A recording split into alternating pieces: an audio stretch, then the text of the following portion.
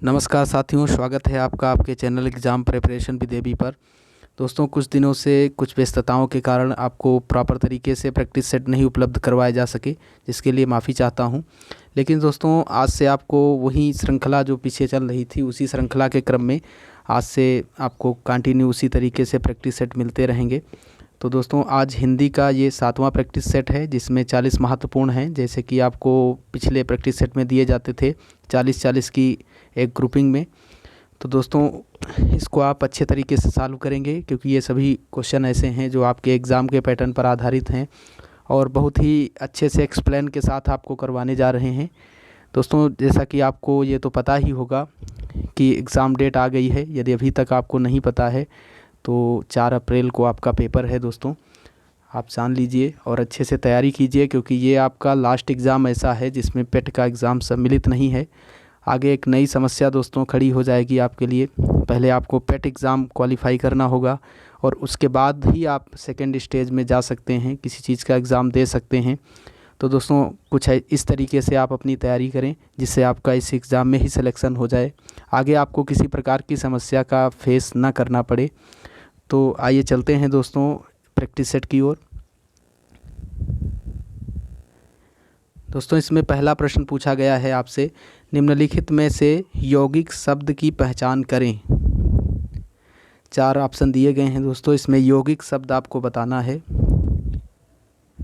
तो इसका correct answer है दोस्तों ऑप्शन नंबर डी, कक्षा अध्यापक। कक्षा अध्यापक दोस्तों इसमें क्या है, यौगिक शब्द है। दोस्तों, जो शब्द होते हैं वो रचना के आधार पर 3 प्रकार के होते हैं। पहला जैसे रूढ़ होता है, और दूसरा यौगिक, और तीसरा होता है योग रूढ़। रूढ़ वे होते हैं दोस्तों जो अपने अर्थ में पूर्ण होते हैं, जिनका विखंडन नहीं किया जा सकता है। और दोस्तों, यौगिक होते हैं जिनमें क्या होता है दोस्तों, 2 या 2 से अधिक शब्दों को मिला करके बनाया जाता है उन्हें। और योग रूढ़ क्या होते हैं, तो दोस्तों ये 2 या 2 से अधिक शब्दों से तो बनते हैं, लेकिन इसका एक विशेष अर्थ होता है, एक तीसरा अर्थ निकलता है दोस्तों, इन्हें कहते हैं योग रूढ़। तो आप इसे याद रखिए। अगला प्रश्न देखते हैं, निस्सहाय में प्रयुक्त उपसर्ग है। निस्सहाय में आपसे उपसर्ग पूछा गया है, तो इसमें है दोस्तों निहि। ऑप्शन नंबर इसका ए करेक्ट होगा। अगला प्रश्न देखते हैं, अशिष्टता शब्द में कौन सी संज्ञा है। अशिष्टता शब्द में कौन सी संज्ञा है, तो इसमें है दोस्तों भाववाचक संज्ञा। ऑप्शन इसका बी करेक्ट होगा। दोस्तों, भाववाचक संज्ञा कहाँ कहाँ पर होती है, तो जहाँ पे भाव, गुण और दशा का वर्णन हो रहा हो दोस्तों, वहाँ उस संज्ञा को क्या कहते हैं, भाववाचक संज्ञा कहते हैं। अगला प्रश्न देखते हैं। अगला प्रश्न है, दरोगा शब्द है। तो दोस्तों, दरोगा शब्द जो है वो है मंगोलिया से लिया गया। ऑप्शन डी इसका करेक्ट होगा। इसे दोस्तों याद रखिएगा, बहुत ही इंपॉर्टेंट है। अगला प्रश्न देखते हैं, बिस्कुट कौन सा शब्द है। तो बिस्कुट है दोस्तों पुर्तगाली शब्द। ऑप्शन इसका ए करेक्ट होगा। अगला प्रश्न देखते हैं। अगला प्रश्न है, सातत्य अपूर्ण पक्ष है। तो दोस्तों, सातत्य अपूर्ण पक्ष बोला है, इसमें कौन सा है, तो ये होगा ऑप्शन सी इसका करेक्ट। वह जा रहा है दोस्तों, इसमें जाने का कार्य पूर्ण नहीं है, इसीलिए इसे कहा गया है सातत्य अपूर्ण पक्ष। अगला प्रश्न देखेंगे। अगला प्रश्न है, क्रिया के जिस रूप से वक्ता की मन स्थिति का बोध होता है वह कहलाता है। तो दोस्तों, वक्ता की मन स्थिति का बोध जिस पक्ष से होता है, क्रिया के उस पक्ष को क्या कहते हैं, उसको कहते हैं दोस्तों क्रियार्थ या वृत्ति कहते हैं। इसके 2 अर्थ होते हैं, क्रियार्थ या वृत्ति। तो ऑप्शन इसमें बी करेक्ट होगा। अगला प्रश्न है दोस्तों, एकमुश्त का अंग्रेजी अनुवाद है। तो इसे कहते हैं दोस्तों लुम्प सम। ऑप्शन इसका ए करेक्ट होगा, बहुत ही इंपॉर्टेंट है, इसे आप याद रखिएगा। अगला प्रश्न देखिएगा। अगला प्रश्न है, इस पुस्तक को देखो यह कितनी उपयोगी है। वाक्य में सर्वनाम का प्रकार बताइए। दोस्तों, इस पुस्तक को देखो यह कितनी उपयोगी है, वाक्य में सर्वनाम कौन सा है,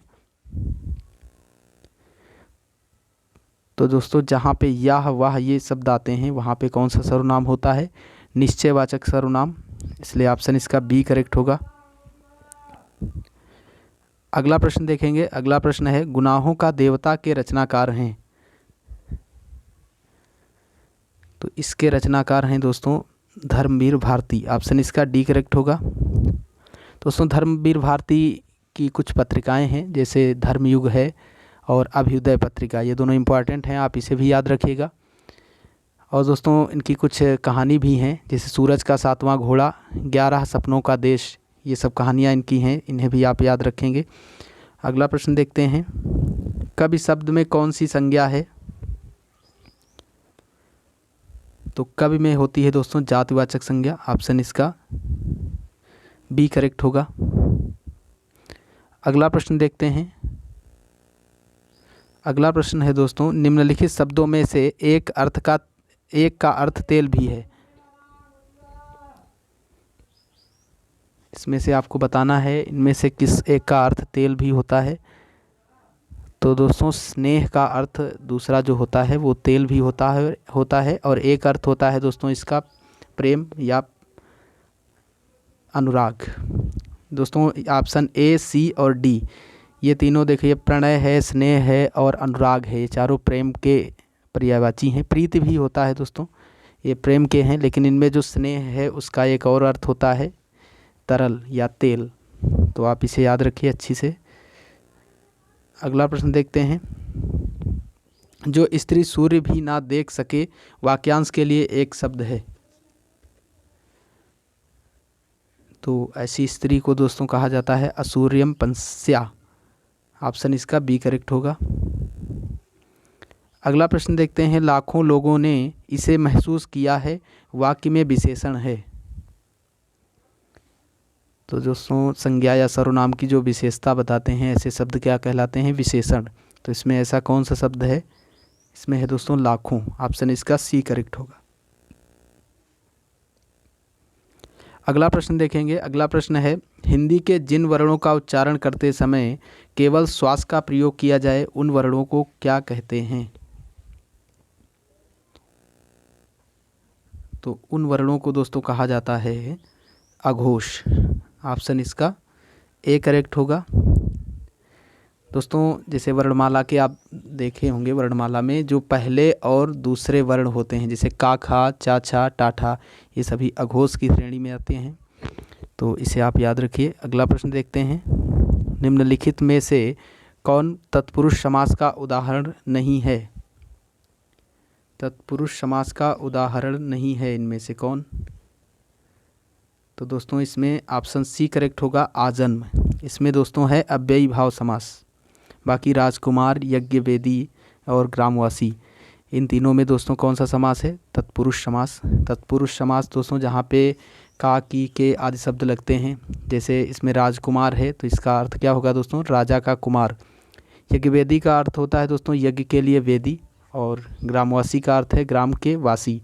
तो इन तीनों में कहीं ना कहीं का, की, के या के लिए का प्रयोग किया गया है, इसलिए ये तीनों दोस्तों हैं तत्पुरुष। लेकिन आजन्म क्या है इसमें? अव्ययी भाव समास।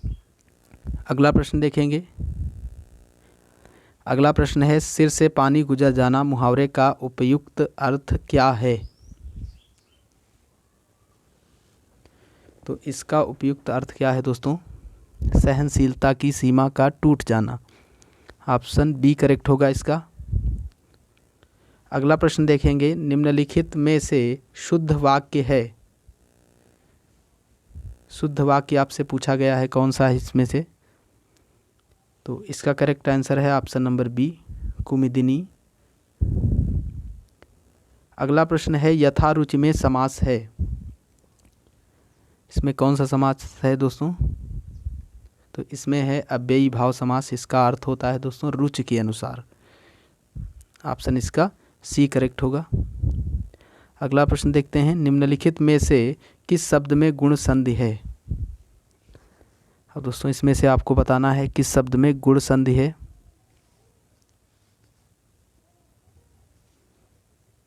इसमें दोस्तों देवेंद्र में। देवेंद्र में क्या है? गुण संधि है। ऑप्शन इसका डी करेक्ट होगा। और हिमालय में कौन सी है? तो हिम धन आलय, इसका संधि विच्छेद होता है दोस्तों। इसमें है आपकी दीर्घ संधि। और ऑप्शन सी में है तल्लीन। तल्लीन में कौन सी संधि है दोस्तों? तत् धन लीन होता है इसका अर्थ, इसमें व्यंजन संधि है। और ऑप्शन बी में है इत्यादि। इसमें कौन सी संधि है? तो इत धन आदि इसका होता है संधि विच्छेद, इसमें है दोस्तों यण संधि। तो इन सभी को आप याद रखेंगे। अगला प्रश्न देखते हैं। अगला प्रश्न है, निम्नलिखित में से सकर्मक क्रिया का वाक्य है। सकर्मक क्रिया का वाक्य आपसे पूछा गया है, तो इसमें करेक्ट आंसर है दोस्तों ऑप्शन नंबर बी, बालिका निबंध लिख रही है। जिसमें दोस्तों कर्म को क्रिया मतलब कर्ता का फल जो है वो कर्म, क्रिया का फल कर्म पे पड़ता है दोस्तों, वहाँ पे क्या होता है, सकर्मक क्रिया होती है। तो बालिका निबंध लिख रही है, ये इसका करेक्ट आंसर होगा।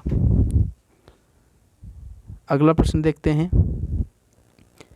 निम्नलिखित में से कौन सा रात्रि का पर्यायवाची नहीं है। अब इसमें पूछा गया है आपसे रात्रि का पर्यायवाची नहीं है।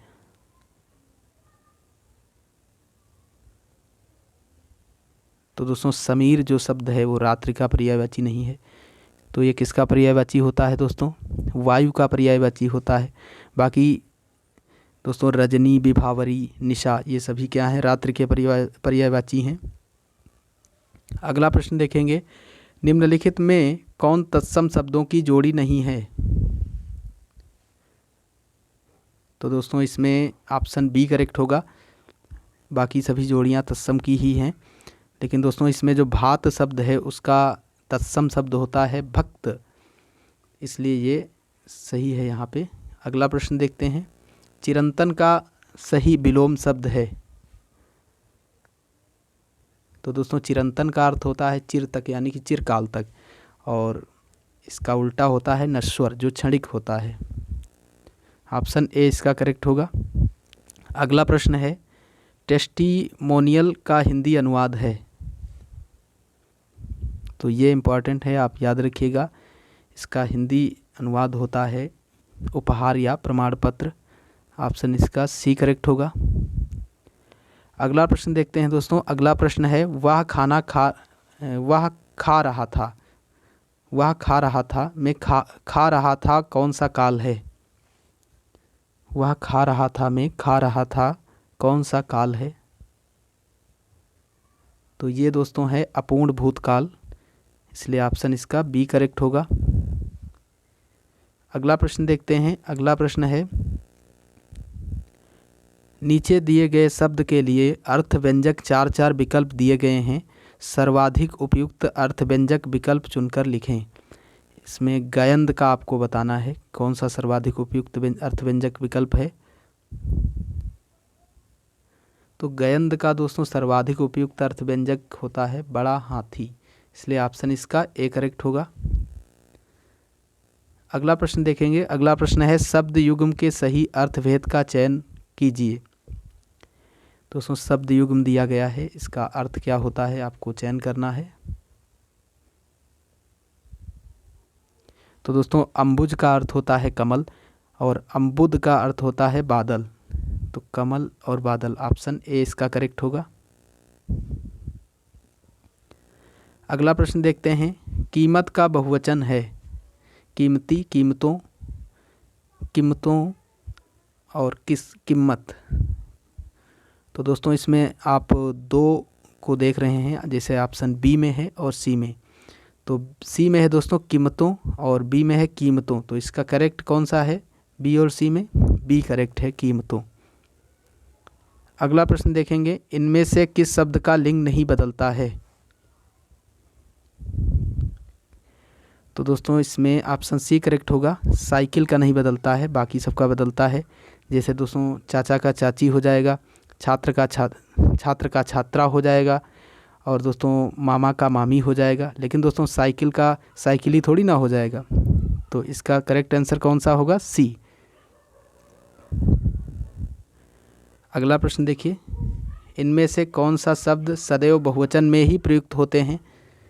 कौन से ऐसे शब्द हैं जो सदैव बहुवचन में ही प्रयुक्त होते हैं।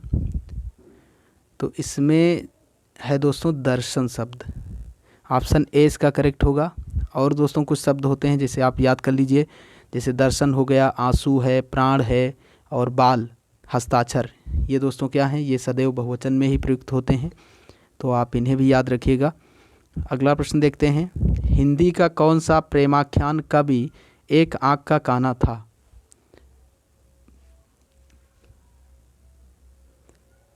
तो दोस्तों ये थे मलिक मोहम्मद जैसी। ऑप्शन इसका डी करेक्ट होगा। दोस्तों इन्होंने एक कृति की रचना की है और उस कृति में जो पंक्तियाँ लिखी हैं उसमें इन्होंने खुद बताया है अपने आप को कि एक आँख का काना, और बहरा भी बताया है आपने अपने आप को दोस्तों। तो इसलिए इसका करेक्ट आंसर कौन सा है? डी। अगला प्रश्न देखेंगे, प्रा उपसर्ग से बनने वाला शब्द समूह है।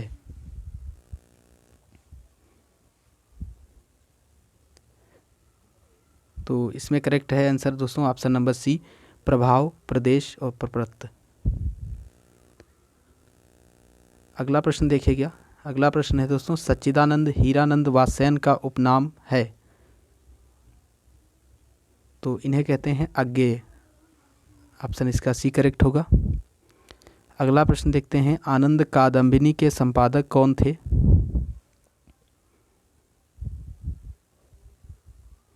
ये थे दोस्तों बद्री नारायण चौधरी प्रेमघन। ऑप्शन इसका सी करेक्ट होगा। इसका दोस्तों प्रकाशन कब हुआ था? तो इस पत्रिका का प्रकाशन दोस्तों 1821 ईस्वी में हुआ था, उत्तर प्रदेश के मिर्ज़ापुर से। तो आप इसे याद रखिएगा। अगला प्रश्न देखते हैं, निम्नलिखित में से किस देश में हिंदी भाषा का प्रयोग लिखने व बोलने के लिए किया जाता है?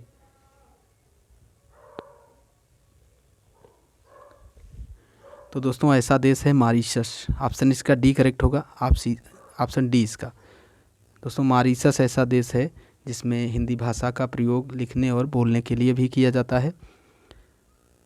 अगला प्रश्न देखते हैं, स्वर तथा व्यंजन क्या हैं?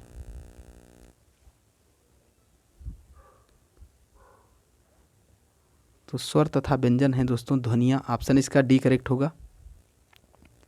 अगला प्रश्न देखते हैं, वेल इक्विप्ड हॉस्पिटल्स का हिंदी अनुवाद है। इसका हिंदी अनुवाद आपसे पूछा गया है। तो इसका करेक्ट आंसर है दोस्तों ऑप्शन नंबर डी, साधन युक्त अस्पताल। बहुत ही इम्पॉर्टेंट है, आप इसे याद रखिएगा। इस प्रकार के क्वेश्चन पिछली बार भी पूछे गए थे एग्ज़ाम में और इस बार भी पूछे जाने की उम्मीद है दोस्तों।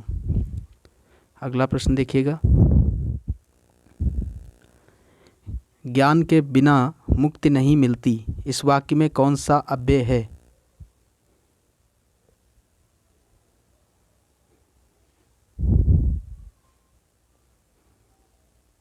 तो इसमें है दोस्तों संबंध सूचक अव्यय। ऑप्शन इसका बी करेक्ट होगा। अगला प्रश्न देखिएगा, रामचरितमानस तुलसीदास की है डैश। क्या है दोस्तों? ये आपको बताना है इसमें। तो दोस्तों इसमें करेक्ट आंसर है ऑप्शन नंबर सी, कृति है। और दोस्तों ऑप्शन ए में भी कृति ही दिख रहा है आपको, लेकिन इसका अर्थ दूसरा होता है। इसका अर्थ होता है मृग चर्म। आप इसे याद रखिएगा। इस कृति का जो ऑप्शन सी में है इसका अर्थ होता है रचना, और लेकिन जो ऑप्शन ए में कृति लिखा है उसका अर्थ होता है मृग चर्म। तो दोस्तों इसी के साथ आपका ये हिंदी का 7वां प्रैक्टिस सेट यहीं पे समाप्त होता है। आई होप दोस्तों आपको ये प्रैक्टिस सेट पसंद आया होगा। दोस्तों यदि आपको ये प्रैक्टिस सेट पसंद आया है तो आप इसे लाइक करें और अपने दोस्तों के पास शेयर करें। और दोस्तों यदि आप चैनल पे हैं तो चैनल को सब्सक्राइब करके जुड़ जाइए, क्योंकि आपको दोस्तों इसी प्रकार के और भी प्रैक्टिस सेट इस चैनल से मिलने वाले हैं। तो जब तक कि आप चैनल को सब्सक्राइब नहीं करेंगे तब तक नोटिफिकेशन आपके पास कैसे पहुंचेगा, इसलिए आप इसे सब्सक्राइब कर लीजिए और लगे रहिए दोस्तों जब तक कि आपका एग्ज़ाम ना हो जाए। धन्यवाद।